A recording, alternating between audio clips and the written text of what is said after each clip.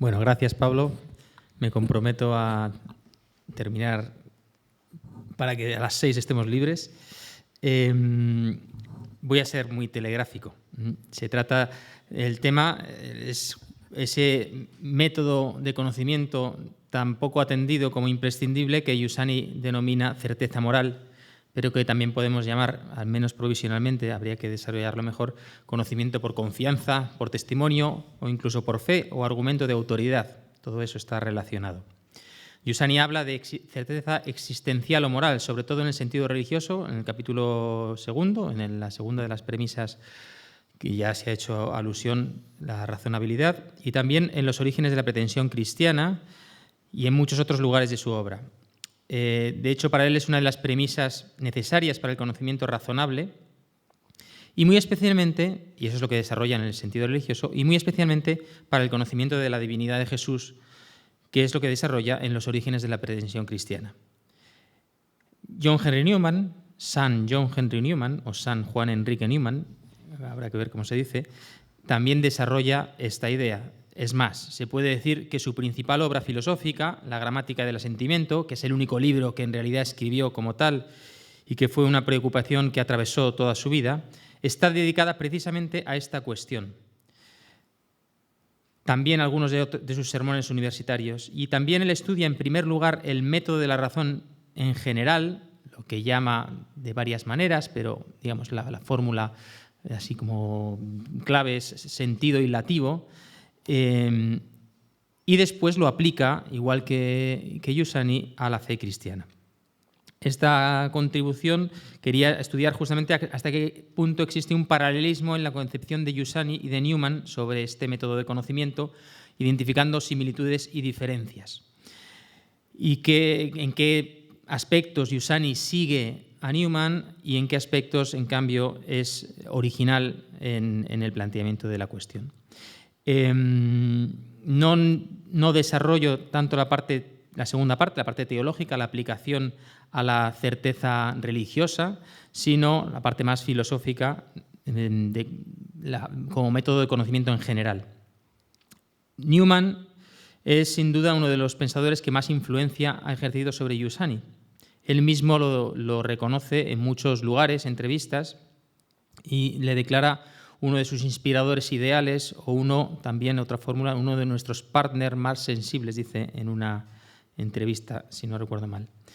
En concreto, leyó sobre todo, y al parecer por decisión propia, no por indicación de ningún profesor, 3 de las obras más importantes de Newman: la Apología Probita Sua, el desarrollo del dogma y, la que más nos interesa para este punto, la Gramática del asentimiento.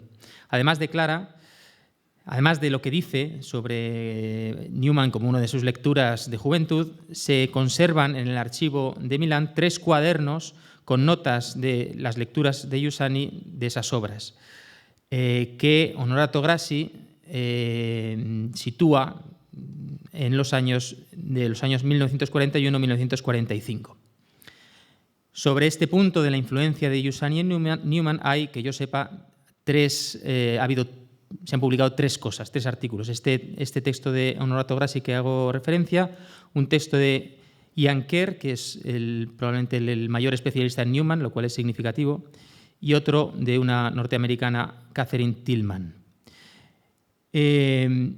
A pesar de que Giussani considera a Newman, dice, il più grande pensatore occidentale dell'Ottocento, el mayor pensador occidental del siglo XIX, no he encontrado ninguna cita en la que le mencione como precursor de su concepto de certeza moral.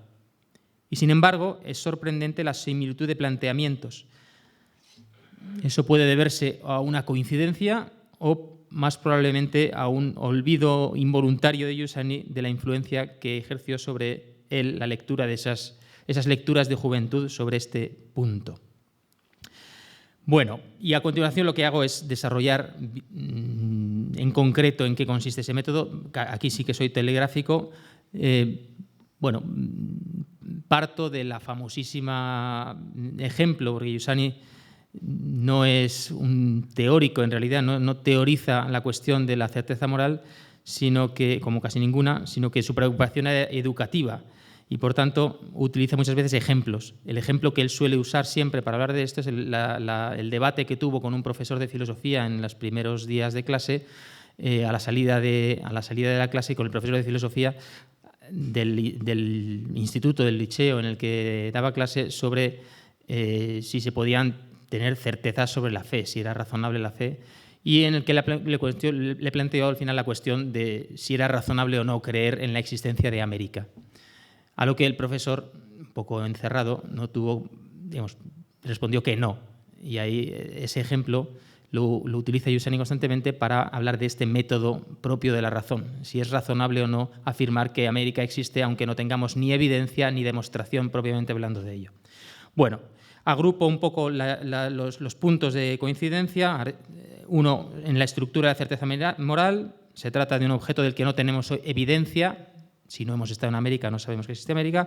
Dos, existe una multitud de indicios que apuntan a la existencia de América, aunque en esto hay un paralelismo enorme con el planteamiento de Newman.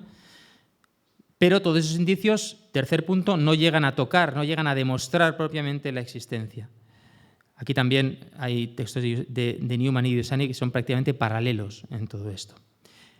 Y a pesar de ello, a pesar de que no logran demostrar todos esos indicios el objeto de conocimiento, sin embargo, se produce una certeza, una auténtica y legítima certeza sobre la verdad de esa proposición. No desarrollo mucho más. Segundo punto, los requisitos de la certeza moral. Hay primero, digamos, un requisito subjetivo y otro objetivo.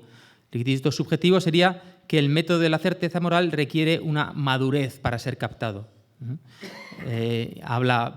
Giussani lo identifica con la genialidad. El genio es el que es capaz de captar con menos indicios la verdad de aquello a lo que apuntan esos indicios.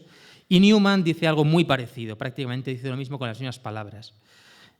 Lo mismo, el requisito objetivo, la credibilidad del testigo. Aquí quizá hay mayor originalidad en el planteamiento de Newman porque él habla de la necesidad de la convivencia con el testigo para poder fiarse de su credibilidad. Bueno, eso no lo he encontrado, al menos, tanto en Newman. Y luego hay una última parte sobre la evaluación de la certeza moral, sobre el nombre propio de certeza moral, que a Giussani sí le gusta, pero a Newman no le gusta, pero es la misma idea, sobre la necesidad de ese método para la vida, para el conocimiento de la historia, para la convivencia, etc. Aquí también hay un gran paralelismo.